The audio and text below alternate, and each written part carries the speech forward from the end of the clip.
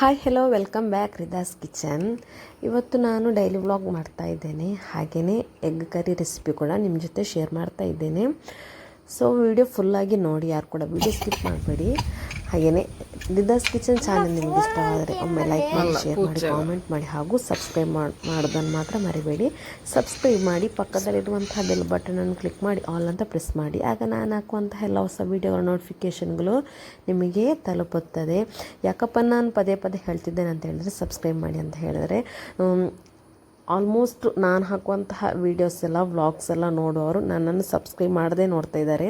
ಅದಕ್ಕೋಸ್ಕರ ಈ ಸಬ್ಸ್ಕ್ರೈಬ್ ಮಾಡಿದವರಿಗೆ ಪ್ಲೀಸ್ ನಾನೊಂದು ರಿಕ್ವೆಸ್ಟ್ ಮಾಡ್ತೀನಿ, ಒಮ್ಮೆ ಸಬ್ಸ್ಕ್ರೈಬ್ ಮಾಡಿ ಹಾಗೆಯೇ ಸಪೋರ್ಟ್ ಮಾಡಿ ಅಂತ ಹೇಳ್ತಾ ಇದ್ದೇನೆ. ಸೊ ಬನ್ನಿ ವಿಡಿಯೋಗೆ ಹೋಗೋಣ. ಯಾವ ಥರ ಇದೆ ಇವತ್ತಿನ ಡೈಲಿ ವ್ಲಾಗ್ ಹಾಗೆಯೇ ಎಗ್ ರೆಸಿಪಿ ಅಂತ ನೋಡುವ. ನಾನು ಈವ್ನಿಂಗಿಂದ ವ್ಲಾಗ್ ಸ್ಟಾರ್ಟ್ ಮಾಡಿದ್ದೇನೆ. ಏನಾದರೂ ಸ್ನ್ಯಾಕ್ಸ್ ಮಾಡೋ ಜೋರು ಮಳೆ ಕೂಡ ಬರ್ತಾಯಿತ್ತು, ಹಾಗೆ ಏನಾದರೂ ಸ್ನ್ಯಾಕ್ಸ್ ಮಾಡು ಅಂತೇಳಿ ನಾನು ಬಂದೆ. ಏನಾದರೂ ಫ್ರೈ ಐಟಮ್ ಬೇಡ, ಏನಾದರೂ ಬಿಸಿ ಐಟಮ್ ಏನಾದರೂ ಮಾಡುವ ಅಂತೇಳಿ. ಮತ್ತು ಮ್ಯಾಗಿ ಇತ್ತು ತಂದಿರೋದು, ಸೊ ಅದನ್ನು ವೇಸ್ಟ್ ಮಾಡೋದು ಬೇಡ ಅಂತೇಳಿ ಅದನ್ನೇ ಮಾಡಲಿಕ್ಕೆ ರೆಡಿ ಆದೆ. ಯಾವತ್ತೂ ಇಷ್ಟ ಅಲ್ಲ, ಯಾವತ್ತೂ ಮಾಡೋದಿಲ್ಲ, ಯಾವತ್ತಾದರೂ ಒಮ್ಮೆ ಮಾಡುವ ಅಭ್ಯಾಸ ನನಗಿದೆ. ಕೆಲವೊಮ್ಮೆ ಅಂದರೆ ಕೆಲವೊಮ್ಮೆ ಆದರೆ ತಿನ್ಬೋದಲ್ಲ, ಡೈಲಿ ಒಳ್ಳೆಯದಾಗೋದಿಲ್ಲ, ಹೆಲ್ದಿ ಕೂಡ ತುಂಬ ಒಳ್ಳೆಯದಲ್ಲ, ತುಂಬ ಕೆಟ್ಟದು. ಹಾಗಾಗಿ ನಾನು ಯಾವತ್ತಾದರೂ ಒಮ್ಮೆ ಮಾಡೋದು. ಹಾಗೆ ನಾನು ಮ್ಯಾಗಿ ಮಾಡ್ತಾಯಿದ್ದೇನೆ. ಅದರ ಮಧ್ಯದಲ್ಲಿ ಅತ್ತೆಯವರು ಹಲಸಿನ ಹಣ್ಣು ಕೊಟ್ಟಿದ್ದರು, ಹಲಸಿನ ಹಣ್ಣು ಅದನ್ನು ಕಟ್ ಮಾಡಲಿಕ್ಕೆ ರೆಡಿ ಆದ. ಹಾಗೆಯೇ ಇಟ್ಟರೆ ಫುಲ್ ಕೀಟ ಎಲ್ಲ ಬರುತ್ತಲ್ಲ, ಹಾಗಾಗಿ ನಾನೇನು ಮಾಡ್ತೇನೆ, ಆವಾಗಲೇ ಕ್ಲೀನ್ ಮಾಡಿ ಒಂದು ಬಾಕ್ಸ್, ಒಂದು ಕಂಟೈನರ್ಗೆ ಹಾಕಿಡ್ತೇನೆ, ಸೇಫ್ ಅಂತೇಳಿ. ಅದು ವೇಸ್ಟ್ ಎಲ್ಲ ಡಸ್ಟಿಗೆ ಹಾಕಿ ಮತ್ತು ಸ್ವಲ್ಪ ಕ್ಲೀನ್ ಇರಲಿ ಅಂತ ಹೇಳಿ. ಹಾಗೆ ಅದರ ಸ್ವಲ್ಪ ಇದಿದೆಯಲ್ಲ ಅದರದ್ದು ಮೇನ್ ಅಂತ ನಾವು ಹೇಳ್ತೇವೆ, ಅದಕ್ಕೆ ನಾನು ಆಯಿಲೆಲ್ಲ ಹಚ್ಚಿ ಮತ್ತೆ ತೆಗಿತಾ ಇರೋದು ಹಲಸಿನ ಸೊಳೆಯನ್ನು. ತುಂಬ ಟೇಸ್ಟ್ ಇತ್ತು. ಈಗ ಮಳೆ ಆದ್ದರಿಂದ ಆಲ್ಮೋಸ್ಟ್ ಹಲಸಿನ ಹಣ್ಣೆಲ್ಲ ನೀರು ಹಿಡಿದು ಟೇಸ್ಟ್ ಇರೋದಿಲ್ಲ. ನನಗೆ ಆ ಥರದ್ದು ಇಷ್ಟ ಅಲ್ಲ ತಿನ್ನಲಿಕ್ಕೆ, ನನಗೆ ಡ್ರೈ ಆಗಿರೋದು ಸ್ವಲ್ಪ ಹಣ್ಣಾದರೆ ಇಷ್ಟ ನನಗೆ. ಹಾಗೆ ನಾನು ನೋಡಿದ್ದು ಸ್ವಲ್ಪ ಹಣ್ಣಾಗಿತ್ತು, ಹಾಗೆಯೇ ಡ್ರೈ ಆಗಿತ್ತು, ಹಾಗೆಯೇ ಅದನ್ನೇ ತಿನ್ನಲಿಕ್ಕೆ ಒಳ್ಳೆ ಖುಷಿ ಆಗೋದಲ್ಲ. ಹಾಗೆಯೇ ಕ್ಲೀನ್ ಮಾಡ್ತಾ ಇದ್ದೇನೆ, ಸೊಳ್ಳೆ ತೆಗಿತಿದ್ದೇನೆ, ಹಾಗೆಯೇ ತಿಂತಾನೂ ಇದ್ದೇನೆ.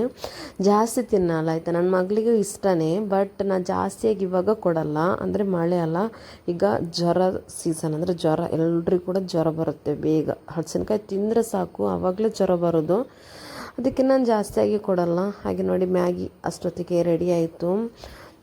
ಒಂದು ಪ್ಲೇಟಿಗೆ ಸರ್ವ್ ಮಾಡ್ತಿದ್ದೇನೆ. ಮಗಳಿಗೆ ತುಂಬ ಖುಷಿ ಆಗೋದು, ಕ್ಲ್ಯಾಪ್ ಕೊಡ್ತಿದ್ದಲ್ಲ ನೋಡಿ, ಬಟ್ ತಿನ್ನೋದಿಲ್ಲ ಆಯಿತಾ. ಅವಳಿಗೆ ಈಗ ಮಾಡ್ತಲೇ ಇದು ವೀಡಿಯೋಗೋಸ್ಕರ, ಬಟ್ ತಿನ್ನೋದಿಲ್ಲ, ತುಂಬ ಕಡಿಮೆ. ಹೊಟ್ಟೆಗೆ ತಿಂದರೆ ಅವಳು ಸ್ವಲ್ಪ ಆದರೂ ದಪ್ಪ ಆಗ್ತಿದ್ದಲ್ಲೇನು, ಬಟ್ ತಿನ್ನೋದಿಲ್ಲ. ಏನು ಮಾಡಿದರೂ ಬೇಡ ಅವಳಿಗೆ. ಏನಾದರೂ ಸಜೆಷನ್ ಮಾಡಿ, ಏನಾದರೂ ಮಕ್ಕಳು ಹೊಟ್ಟೆಗೆ ಏನಾದರೂ ತಿನ್ನೋದು, ಏನಾದರೂ ಫುಡ್ ಇದ್ದರೆ. ಹಾಗೆ ನಾನು ಮತ್ತು ಮಗಳು ಚಹಾ ಕುಡಿತಾ ಇದ್ದೇವೆ ಸಂಜೆ ಹೊತ್ತು.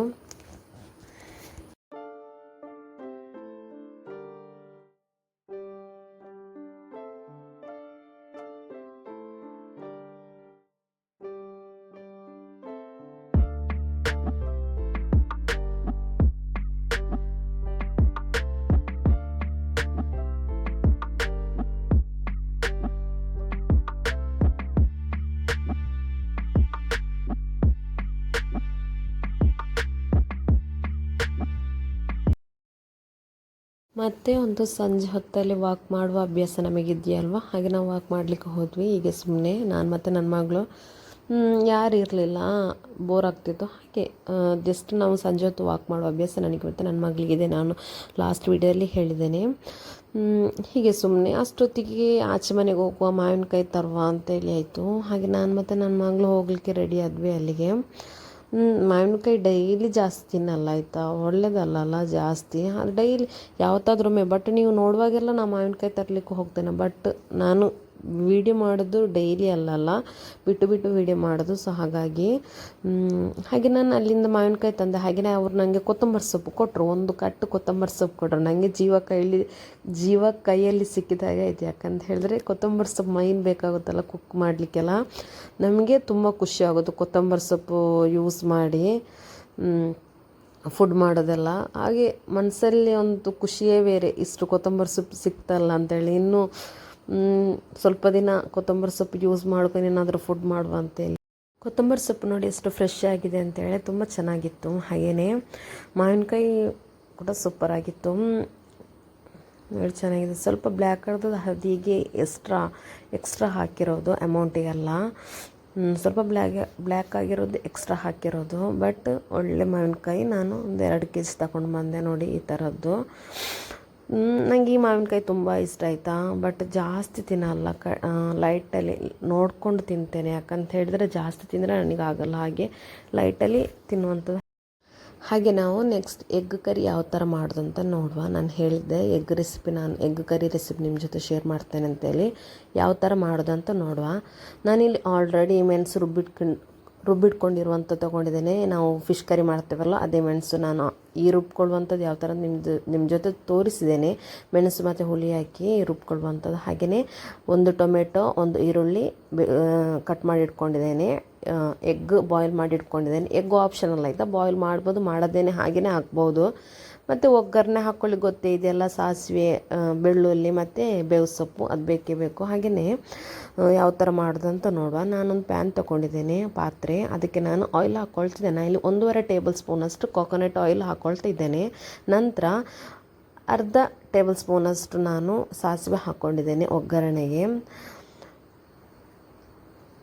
ಸಾಸಿವೆ ಇದಾದ ನಂತರ ಕಾದ ನಂತರ ಅದಕ್ಕೆ ನಾವು ಬೆಳ್ಳುಳ್ಳಿ ಮತ್ತು ಕರಿಬೇವಿನ ಸೊಪ್ಪು ಹಾಕಬೇಕು. ಬೇವು ಸೊಪ್ಪು ಅಂತ ಹೇಳ್ತೇವೆ ನಾವು. ಬೇವು ಸೊಪ್ಪು ಹಾಕ್ಕೊಳ್ಬೇಕು.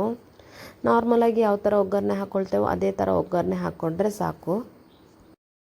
ನಂತರ ಈರುಳ್ಳಿ ಮತ್ತು ಟೊಮೆಟೊ ಕಟ್ ಮಾಡ್ಕೊಂಡಿದ್ದೇವಲ್ಲ ಅದನ್ನು ಹಾಕ್ಕೊಳ್ಬೇಕು. ಖಾರ ನಿಮಗೆ ಬೇಕಂತ ಹೇಳಿದರೆ ಕಾಯಿ ಮೆಣಸು ಹಾಕ್ಕೊಳ್ಳಿ. ನಾನಿಲ್ಲಿ ಖಾರ ಬೇಡ ಅಂತೇಳಿ ಕಾಯಿ ಮೆಣಸು ಹಾಕ್ಕೊಳ್ಳಿಲ್ಲ. ನಿಮಗೆ ಖಾರ ಬೇಕು ಅಂತಾದರೆ ಕಾಯಿ ಮೆಣಸು ಹಾಕ್ಕೊಳ್ಳಿ. ಈರುಳ್ಳಿ ಟೊಮೆಟೊ ಹಾಕಿದ ನಂತರ ಚೆನ್ನಾಗಿ ಫ್ರೈ ಮಾಡ್ಕೊಳ್ಬೇಕಾಯ್ತಾ. ನಿಮಗೆ ಎಷ್ಟು ಫ್ರೈ ಮಾಡ್ಕೊಳ್ಬೇಕು ಅಷ್ಟು ಮಾಡ್ಕೊಳ್ಳಿ. ಜಾಸ್ತಿ ಬೇಕಾದರೆ ಜಾಸ್ತಿ ಮಾಡ್ಕೊಳ್ಳಿ, ಸ್ವಲ್ಪ ಬೇಕಾದರೆ ಸ್ವಲ್ಪ ಮಾಡ್ಕೊಳ್ಳಿ. ಸ್ವಲ್ಪ ಚೆನ್ನಾಗಿ ಫ್ರೈ ಮಾಡಿಕೊಂಡ್ರೆ ಒಳ್ಳೆಯದಾಗೋದು ಅಷ್ಟ. ಇಷ್ಟು ಫ್ರೈ ಮಾಡ್ಕೊಳ್ಬೇಕು. ನಂತರ ಅದಕ್ಕೆ ನಾನು ಮೆಣಸು ಹಾಕ್ಕೊಳ್ತಾ ಇದ್ದೇನೆ. ನಾನಿಲ್ಲಿ ಆಲ್ರೆಡಿ ನಾನು ರುಬ್ಬಿಟ್ಕೊಂಡಿರೋದ್ರಿಂದ ಸ್ಟಾಕ್ ಮಾಡಿರ್ತೇನಲ್ಲ, ಅದು ರುಬ್ಕೊಂಡಿರುವಂಥದ್ದು ನಾನು ಹಾಕ್ತಾ ಇರೋದು. ಸೊ ಹಾಗೆ ಅದು ಸ್ವಲ್ಪ ಲಾಸ್ಟಿಗೆ ಉಳಿದಿತ್ತು ಸ್ವಲ್ಪ ಮೆಣಸು, ಅದನ್ನೇ ಹಾಕ್ಕೊಂಡು ಮಾಡ್ತಾ ಇದ್ದೇನೆ. ನಾನಿಲ್ಲಿ ಅರ್ಧ ಸೌಟಷ್ಟು ನಾನಿಲ್ಲಿ ಮೆಣಸು ಹಾಕ್ಕೊಳ್ತಾ ಇದ್ದೇನೆ. ಇದಕ್ಕೆ ನಿಮಗೆ ನೀರು ಎಷ್ಟು ಬೇಕೋ ಅಷ್ಟು ಹಾಕ್ಕೊಳ್ಳಿ.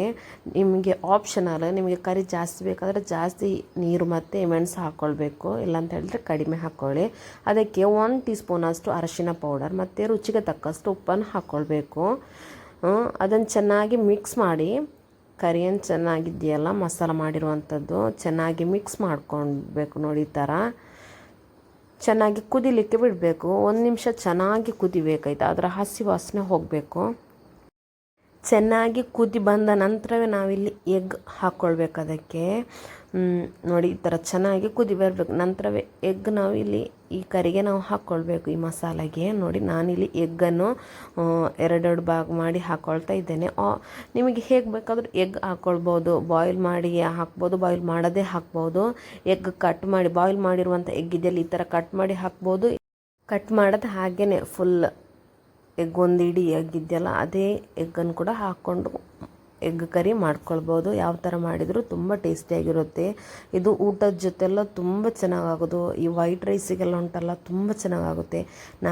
ನಾವು ನಮ್ಮ ಕಡೆ ಬಾಯ್ಲ್ಡ್ ರೈಸ್ ಮಾಡೋದ್ರಿಂದ ಬಾಯ್ಲ್ಡ್ ರೈಸ್ ಕೂಡ ತುಂಬ ಚೆನ್ನಾಗಾಗೋದು.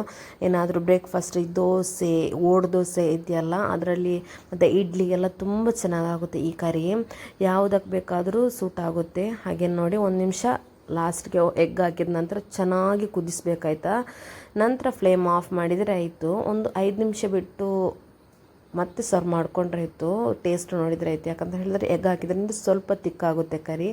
ಅಷ್ಟೊತ್ತಿಗೆ ಒಳ್ಳೆ ಟೇಸ್ಟ್ ಕೂಡ ಈ ಕರಿಗೆ ಬರುತ್ತೆ. ನೋಡಿ ಈ ಥರ ನೋಡಿ ಸ್ವಲ್ಪ ತಿಕ್ಕಾಗುತ್ತೆ. ಅದು ಆಫ್ ಮಾಡಿದ ನಂತರ 1 ನಿಮಿಷ ಬಿಟ್ಟು ನಾವು ಯೂಸ್ ಮಾಡುವಾಗ ತುಂಬ ಚೆನ್ನಾಗಾಗುವಂತಹ ಎಗ್ ಕರಿ ರೆಸಿಪಿ. ನಂಗೆ ತುಂಬ ಇಷ್ಟ ಆಯಿತಾ ಈ ಎಗ್ ಕರಿ.